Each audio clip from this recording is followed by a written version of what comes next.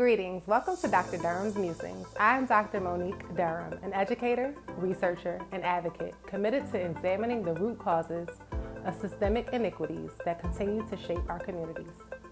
Today we're going to take a closer look at redlining, a policy-driven form of racial discrimination that has had lasting effects on neighborhoods, families, and futures, especially in cities like Baltimore.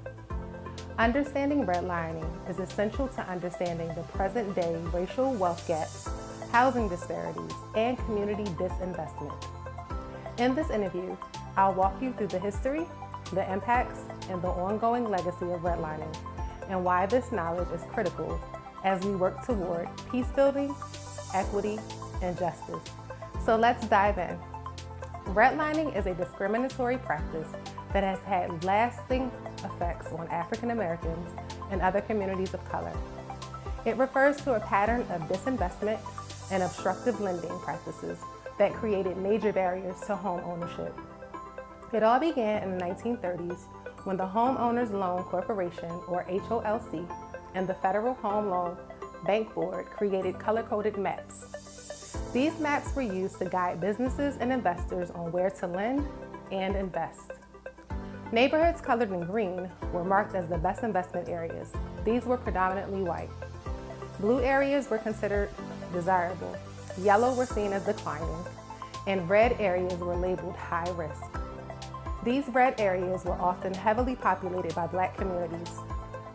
Redlining essentially shut Black families out of opportunities for wealth building through home ownership, directly contributing to poverty and economic inequality.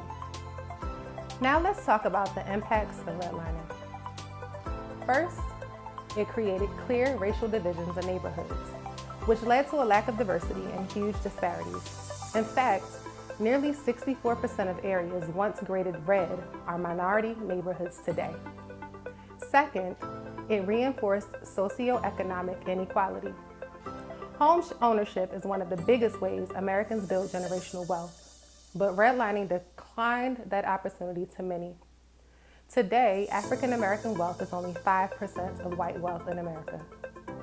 Third, it caused disinvestment in Black neighborhoods. Lower home values, fewer credit options, and high borrowing costs resulted in declining property conditions and fewer resources. And the effects didn't stop there.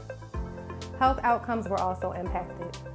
Research shows that redline communities have higher risk of mental health issues and lower life expectancy, on average by about 3.5 years. There's also a greater risk of morbidity and comorbidities. Crime rates were higher too. Redline areas experienced social disorganization, high rates of poverty, population turnover, and ethnic heterogeneity contributed to delinquency and violence. Now let's take a closer look at Baltimore. In 1910, a Yale-educated Black prominent attorney named Mr. Ashby Hawkins bought a property in what was then a prestigious neighborhood on McCullough Street. In response, the city passed Ordinance 610 in 1911, enforcing racial zoning and barring Black residents from moving into white blocks. Though the Supreme Court struck down racial zoning laws in 1917, the damage had already been done. Before redlining became an official policy, the Baltimore City Housing Authority operated segregated and unequal housing programs. Redlining helped set off a cycle of racial and economic disparity in Baltimore that still exists today. You may have heard of the term, the Black Butterfly, coined by Dr. Lawrence Brown. It refers to the wings of low-income Black neighborhoods in East and West Baltimore. Meanwhile, white affluent neighborhoods form what is known as the White L, stretching from the Inner Harbor north through areas like Homeland and Guilford. Redlining isn't just a thing of the past. Today we see modern redlining or reverse redlining. This is when non-white neighborhoods are targeted for higher prices or predatory lending practices like subprime mortgages. In 2015, Hudson City Savings Bank was ordered to provide $25 million to formerly redlined neighborhoods after denying mortgage services to majority Black and Hispanic Latino communities from 2009 to 2013. We also see a devaluation of Black assets. Homes in Black neighborhoods are valued significantly lower, even when accounting for similar home and neighborhood features. According to Brookings, in U.S. metro areas where half of the population is Black, Homes are valued at nearly half the price of those in neighborhoods with no Black residents.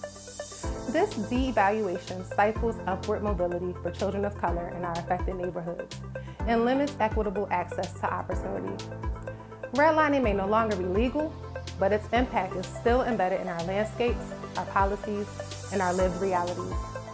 If we want to build equitable communities, we must first acknowledge how those inequities were designed and then commit to redesigning a future rooted in justice, accountability, and repair. The maps may have faded, but the lines remain. It's time we erase them together.